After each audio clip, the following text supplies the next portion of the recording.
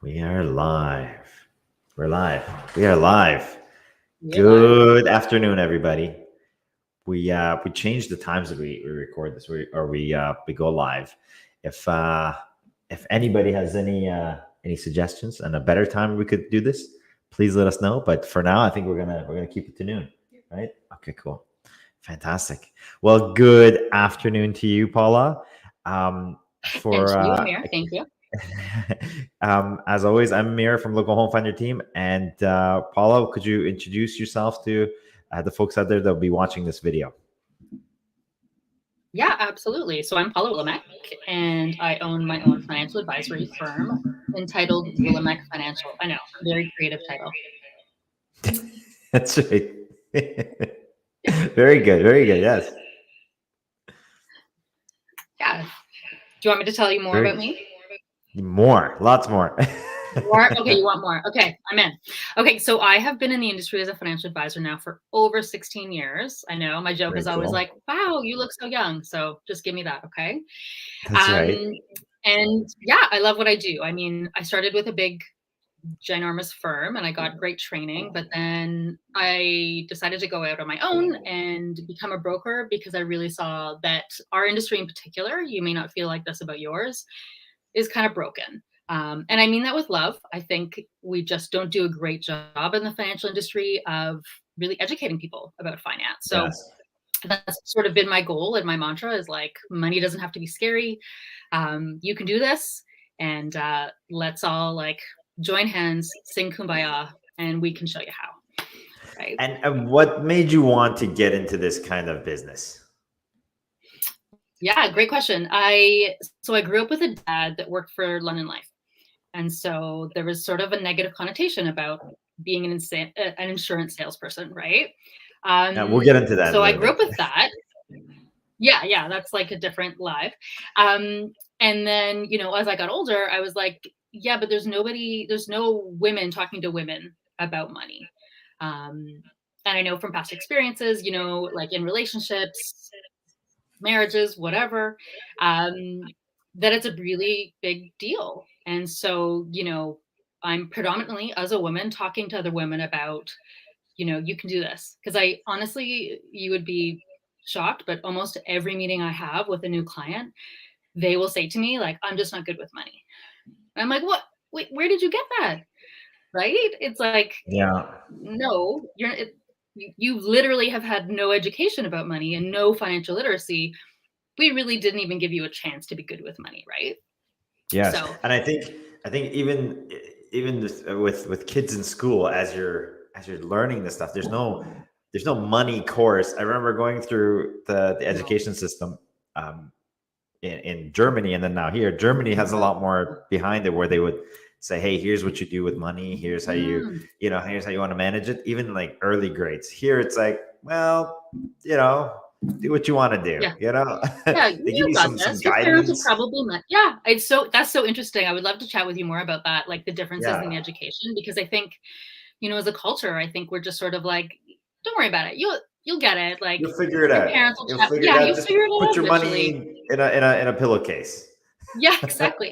And literally I have clients that I'm like, what do you mean you have a stack of cash beside your bed? Like, and not to shame people, I just think we as a culture are kind of messed up about money, right? And we really just don't know what to do, right? That's So right. we're like, maybe I should just do nothing, you Yes, know? 100%. Yeah. Yeah. Um, just going back to the financial advising and how you got into it. And I personally never got somebody to help me with that, because there was a time where my impression of the financial advisor world was this firm, like, we Mhm. won't name any firms, but like there was Don't ones won't that name would names, be like, but yeah. yeah, so it would be very like, hey, you got to buy this package, you got to buy this, you got to buy this, you got to buy this. Mhm. And really, it was very driven by whatever they're getting incentivized to sell in terms Mhm. of a financial solution, or a Commission. product that they Mhm. have. Yeah, so what kind of commission they get. And Yeah. I got a good background though when they headhunted me at one point to come and sit down and interview for a certain job, and I was like, this is how you run it. It's a very it's a numbers game. It wasn't as much a people thing for me when I that's the impression I got from it, and I think that's sort of the general impression out there of like, oh well, I don't have a ton of money to invest. I Yeah. don't have extra money to put anywhere. Plus, they're probably going to steer me wrong. I'm going to lose all my money, and they're going to get Right. rich, and I'm going to get poorer. Yeah, absolutely. And I think people are like, I don't want to make a mistake. I don't want to look stupid. And I think that's the thing, or the problem with the financial industry is Yes. there's so many variations on what you can and can't do, or how, like, say the big banks are selling to a broker is selling. And I mean, the poor consumer, like, how are they supposed to navigate all of that, right? How are they supposed to Yes. say, oh, this is how I should be doing it. This is how it's just overwhelming, right?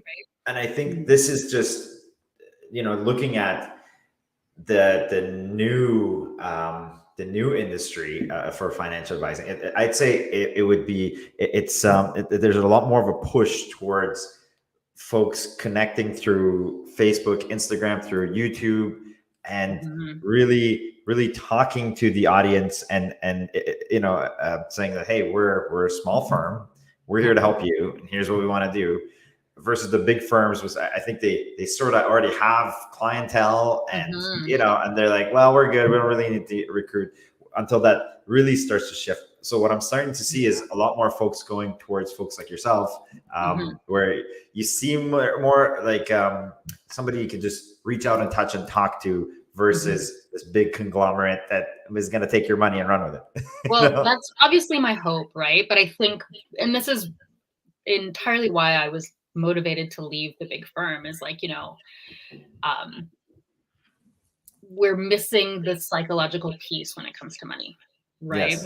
We're missing the connection with people. And maybe that's just me personally. And that's why I actually started teaching money school. So I teach Very a 4-week nice. course where I'm like, hey, let's go through all the basics. This is how you can do it. Because I really think like people are not dumb. I really Yes. believe that. 100%. And I think the financial industry, I say this again with love, we're not shaming. I'm with you. You can be bluntly honest here. Okay. So, I mean, like, yeah, I'm like, we don't have to act like I have all the knowledge.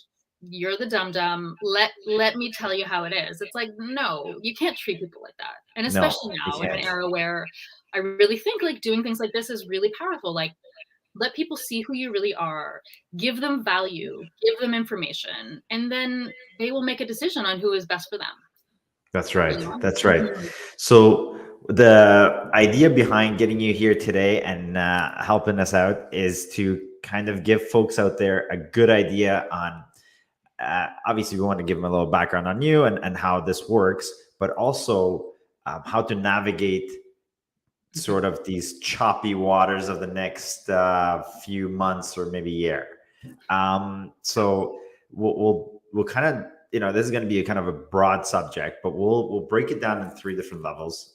There's folks that are just maybe haven't gotten into the real estate industry. They have a little bit of money. How would you advise those folks? Let's say they're living with their parents, or maybe they got 50 to 80 grand put away, and don't feel like this has to be a real estate thing. Wherever it goes, it goes. But what would you suggest for folks to do if they have a little bit of money put away and they don't have very much investment? I mean, my first question to people like that, and this is going to be such a financial advisor answer, so please forgive me, is Okay. What's your plan for the next year, 3 years, 5 years? And really, plan those goals out, especially if you're looking to get into the housing market. Like, so you have this money, amazing. But if your time frame is short, you really want to keep it as conservative as possible, right? So on the one hand, I don't want to see you keep it in a savings account, which we're really getting like 0.5%. Like, really, I mean, you might as well keep it in your checking account. But maybe a money market account is a great idea, just to like get some growth, get 1.5%, maybe 2% on it. But you know it's going to be there if you do need to turn around and go and use it for the down payment and to work with you, obviously, Amir, to get a house, right? So Sure. mhm, that would be What my thing. about Go would ahead. what would you, did you do anything else with it? Would you I mean, I don't know if would you suggest they go and maybe dabble in the stock market, or would you just leave it Mhm. alone for now? Okay, again, I mean, I've seen a lot of stuff in the 16 years that I've been doing this. And stock market, I'm 100% in favor of. But as long as you look at that money as like, hey, this is money that I love to see grow. And I also love the idea of like invest in companies that you feel like you're aligned with, right? So if that's Tesla, if that's Lululemon, things that you can relate to, and you're like, hey, I love what this company is about and what they're bringing to the world. But you also want to look at that money as like, hey, it's really speculative, right? Like we don't know what that's going to look like 6 months, a year from now, and any economist that says like this is what it's going to look like, they don't really know even, right? Like it's all Right. very speculative. So I mean, it really again depends on what you want to do with that money. So if that's your fun money and you want to go and invest it, stock market is an amazing option. So get like a discount brokerage account and go and have some fun. Would you would you you know, if they came to you, would you be able to guide them on this, or would you have somebody you guide them to? I would guide them to, yeah, because Okay. so financial advisor is sort of we're like a GP. Okay, so like we can do investments. Long-term investments really is more my like sweet spot. Whereas stock market, short-term investments I can do, absolutely, but I'm going to be like, we are keeping this conservative because I don't want to turn around and be like, oh, Amir, remember you want to put that down payment? Yeah, that money is like it's gone down. It's I don't want to have those conversations, right? it's tied up. It's gone. You got Yeah, to stay in it for the exactly. long run. No, we don't want to do that, right? So let's talk somebody that's a little bit more savvy. Someone's got is wondering what to do right now with all their money. They got some investment properties. They Mm-hmm. have cash coming in. They work a great job. It's a family that brings in good income, and they're still prosperous in these times. How would you suggest? What would you suggest to these folks? What would you say for them to do to navigate this? And would you be more conservative, or would you be more aggressive? What would you do? I would be more aggressive. 100%. And, you know, I say that for many, many reasons. But I mean, if you're a family that has investment properties, so you're getting that cash flow every month from those investment properties, incredible. I would assume, you know, cash flow on a monthly basis isn't an issue. And if you have investments that you're regularly contributing to, I would even increase those contributions. And I know for a lot of people that sounds counterintuitive when they're like, I just look at my investment statement and it's low. Like, what is going on? You have to look at it like you just walked into your favorite store and everything is on sale. Okay, so all the share prices are way down. So you want to take advantage of those discounts. Okay, especially if you're not taking that money out, you know, in the next 6 months. You are really going to benefit from getting your money in and being able to buy way more shares right now. And then those, when it does go up, and it always does, right? It's cyclical. You're going to really take advantage of that upswing. Cool, very Yeah. cool. Hmm. Um, let's look at one more scenario, and this is some folks run into this a fair bit. I am older person Hmm. and or older couple. Okay. We have a fair bit of equity built in our home. Hmm. We want to downsize. Okay. Once we downsize, we're going to have a chunk of money. Mm. What would you suggest to do with this money, and Mm. how would you spread it out? Mm. So again, my first question to that couple would be, where do you want this to go? Because at that life stage, typically people are like, I am ready to leave a legacy. So if that's to grandkids, even great grandkids, I see a lot of generational wealth being built at that time, which is really cool, actually. Well, if you're me, it's cool. Maybe other people are like, nerd alert. But yeah, like, so I would say, what does that look like? Does that include charities? Because for some couples that's really important. Or if it's like, hey, I have to take care of our grandkids, how do we create that? So it might not even be investments, maybe it's whole life insurance policies, which I know for some people might be a controversial topic, but in Canada here, it's a very, very different scene. So hopefully Dave Ramsey won't be yelling at us here in Canada because they're very different policies than they are in the States. Okay. So I just need to give that disclaimer. But yeah, like, I mean, there's so many different things that they could do to leave a legacy and for themselves. Like, obviously that would be our first point to sort of take care of is like, okay, what does your cash flow look like? What do we need to have set aside so that you can do all the things you want to do and build and leave that legacy for people that are important to you? Okay. And would you be with a couple like that? Would you be more aggressive? Would you be like more conservative? Oh, far more conservative. Yeah. Yeah, Okay. because that's what they're living on. I'm assuming they're not garnering regular incomes. They are Yeah. on that fixed income, right? So I won't be like, Exactly. we're into the stock market here. They'd be like, I'm Yeah. sorry, what? No, we'd be really, really conservative, really boring, to be honest, which is Yes. great though too, right? There's lots of opportunity in really, really boring investments. They can still grow their money, but then also have it there and keep them comfy and cozy when they do need to access it because they will. Okay. Very cool. Um, I'm going to keep throwing scenarios at you. Please do. Please do. I hope So, I'm like giving you good answers here. 100%. And the idea behind this is not to it's just to pick your brain on Mhm. different scenarios and different people, and a lot of the folks that are watch this video, they'll have different opinions, Of and course. they'll I mean, we want that. We want folks Yeah. to have and comment on it, and to kind of have an open discussion on this. Um, let's say I'm a young person again. Okay. Um, I've turned young again, and I'm just getting married.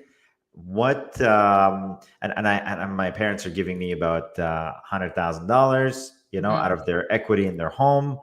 Uh, how would you navigate that? What would you do with that right now? Mm. Would you suggest to them to go and buy a house? Would you say, and I know what I would say, obviously, because I'm a real estate agent. I'd Yeah. say, hey, let's do it like this. Let's do it like Yeah. this. Here's how you invest it. But I'm super good at this one thing. But looking at it from the financial advisor side, is there a better choice? Is there something else they can do right now versus putting it into a home, which they maybe get a really good deal on, right? Mhm. And then, or would you do something different? Well, I really think the interesting thing about that question is, as young people starting out their lives together, the first thing that comes to my mind is prenup. And I know that sounds and like an interesting thing, but I really think it's an important thing. I'm obviously not a lawyer, but I really think it's important for all of us in the financial industry to work together, like we are, right? To sort of create. I mean, we can help our clients so much more when we work together, right? So I would say maybe that's the case. If one person in the partnership is bringing that 100 grand from their parents, how is that going to be treated if the marriage or the relationship dissolves? Hmm. It's an important question, right? Because I Yes, see I some would say messy so. stuff Yes. there too. But yeah, I mean, like my first thought, typically, even as a financial advisor, is like, okay, so this is a scenario you're getting married. I'm going to actually assume, like, okay, you're going to invest in the real estate market. The question is where and when. Okay. And then it's my job to get you ready for that. So if that 100 grand then is invested for the next 5 years, then we have that conversation to see like, okay, where do we put that? And where do we do that? But my first thought is like, you need to also have an open conversation with your partner about what are the expectations, because I think that's really, really important, you know? So Yes. you have a great opportunity there to say like, okay, what do you expect that we have in this relationship? And maybe they want to take money school just to like as a couple to be like, okay, and ask each other those sort of uncomfortable questions about money. Sure. I see 100%. that all the time where couples literally don't talk about money. Right? Yes. And is that what you're seeing more right now? That in terms of money, do you see that either one person is in charge of money and the other one just has no clue? Is that usually Usually. the situation? Yeah, it's usually a scenario. And I think there's must be something sort of biological about the way we do that. You know what I mean? It's like I never see a couple that both are like type A, very organized, I think that marriage would dissolve really quickly because they would just Yeah. be like, I do it this way. And, so I think that's usually how it is that I see one that deals with it all, pays all bills, knows what's going on, and the other just sort of ostriches about money. Yeah. But it's It's usually, almost like it's go ahead. almost like it's a. I mean, in our with me and my wife, we discuss pretty much everything. We take votes on things, so Nice. it's Love that. pretty democratic. But it feels like it's almost like one person's just like, yeah, it's not my thing, so Yeah. it's your thing. So I think it's sort of it's sort of kind of a cop out. It's A like the little other bit. I person agree with almost you feels there. Hmm. the other person almost feels like, hey, what the hell? Am I stuck dealing with this? And you're not gonna, do everything I Right. said. Yeah. No, and I So think that's from my perspective is what I do. I'm like the person who's sort of opting out, like it's important that they know what's going on because I mean, I've created whole documents like after I saw a widow who was guessing passwords to bank accounts and oh stuff. yeah, Like, it that's was like, try 1, 2, 3, 4. Try, like, and I was like, okay, we need to have these conversations, right? And I love that you vote on things. That sounds amazing. But it's usually the person who's defaulted to dealing with the money usually isn't 100% happy about that, right? Like they're okay with giving up some of that um, yeah. dynamic, they're like, that's okay. You can pay some of these too or whatever. So I think it's great if you can sort of have that upfront conversation to say like, okay, what are the expectations here? And you never know, and something You really happens. don't, You like gotta be able to navigate your own financial future, right? And absolutely. I think this is the next thing I wanted to sort of get into with you, but I think we answered the last one, right? Okay, good. That is the last thing I wanted to really get into. Is we obviously plan for our financial present, Yes. right? And I think planning for the financial future, I think folks are very short-sighted. Mm, So they'll see, okay, what am I going to do? It's a recession right now. What am I going to do from here to end of recession, right? so true. Or Hmm. I think that to do it the right way, we want to see as far as possible, Hmm. even as far as say when you are not here anymore. Then you want to have those things in place. Do you have any kind of advice for folks, even young folks that are thinking about, hey, maybe maybe they have some property or maybe they have some money?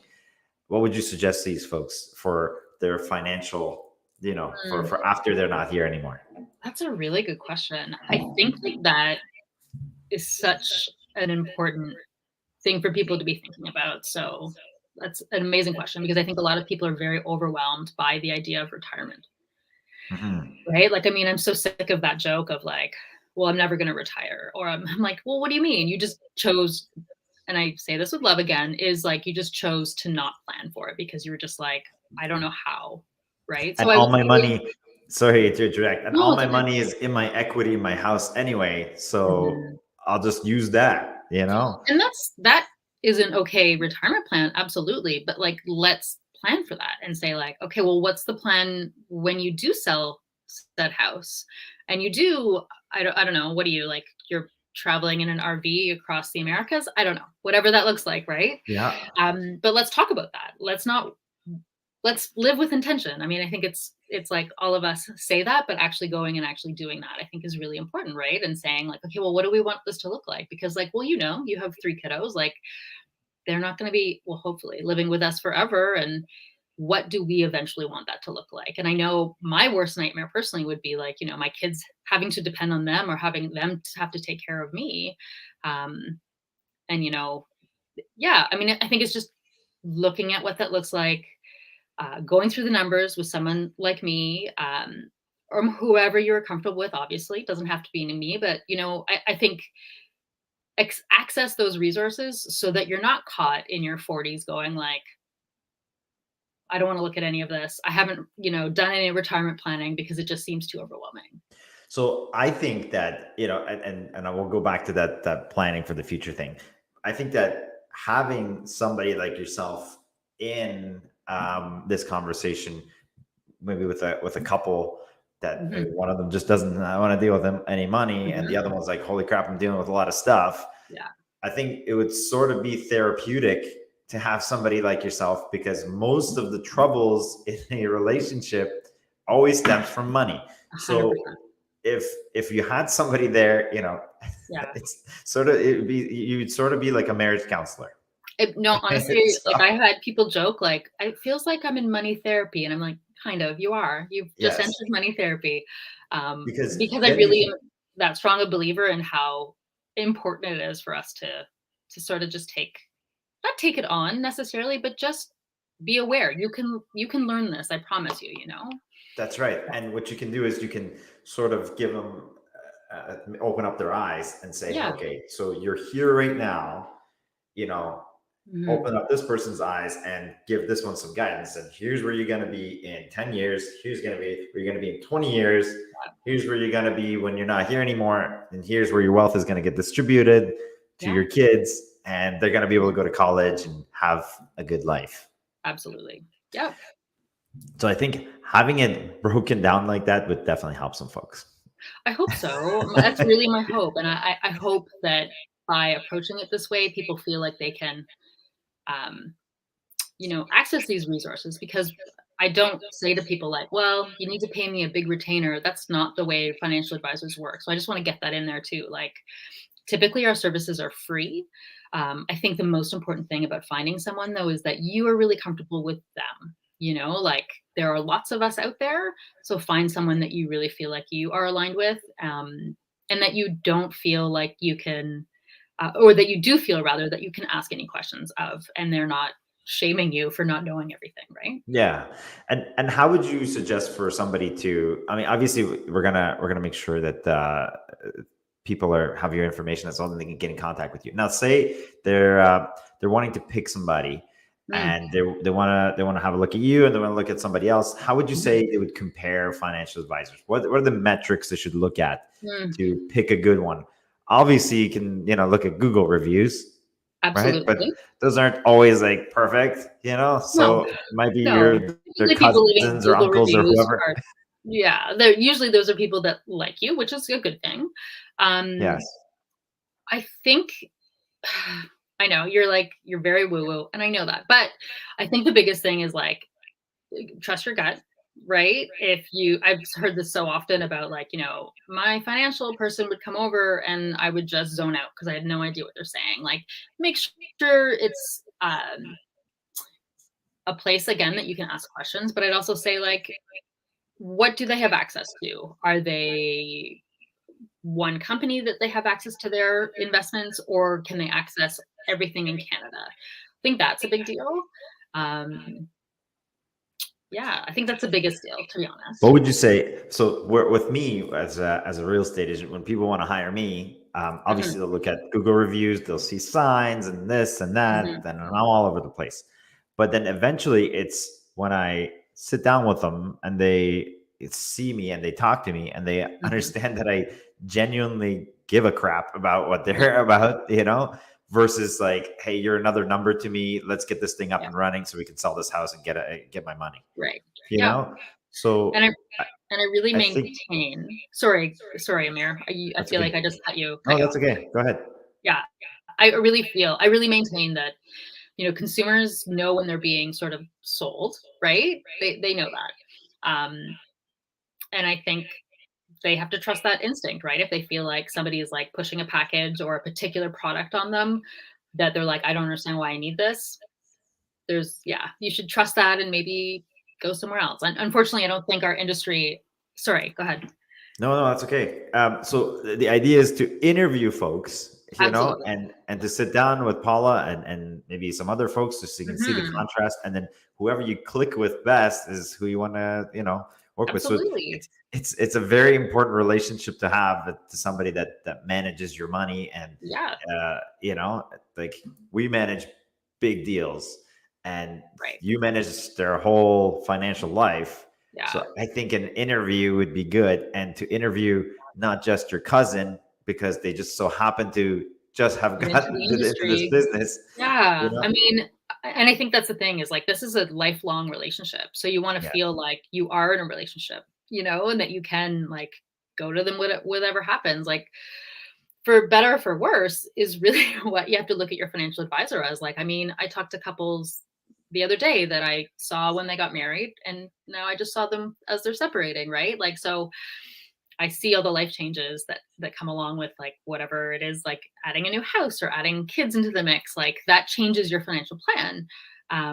And hopefully that person that is helping you navigate the finances of that is constant, right? Is the same person. And Paula, you take on all sorts of clients. So people that are doing small investments, Yes. and then people that have like a massive portfolio, I right? do. Yeah. Yeah. Very different planning, obviously. And I know a lot of advisors out there would be like, I don't take on any clients that have under 50 grand or under 100 grand. And I understand that as an advisor. However, at the same time, I think um, everybody needs to start somewhere. Right. So I'm Yeah, like, start young. Like, I've done money schools for teens. very cool. And I mean, as lame as it is, some of them that start investing, those are some of the people I'm most proud of, right? Because I'm like, look at you. Do you see how you're going to be when you're, my age? I'm like, you're going to be so ahead of the game. That's awesome. Um, Yeah, yeah, that's great. yeah. It's exciting stuff. Yeah, very cool, very cool. Well, Paula, I wish we had more time, and I'm sure we're No, gonna pick your brain some more about. Is there anything? I think we got everything covered. Is there anything that you wanted to add to this before we end? I don't think so, Amir. No. I think you got it Okay, all in cool. there. It was great. We got it all covered. Good. Yeah. So, guys, once we distribute this video, if you have any questions for me or Paula, feel free to either comment below or get in contact with Paula or me directly. We would love to help you. And thanks for watching. We'll see you guys next time. Bye, Okay. Thanks, Paula. Amir. See you guys. Bye. Bye.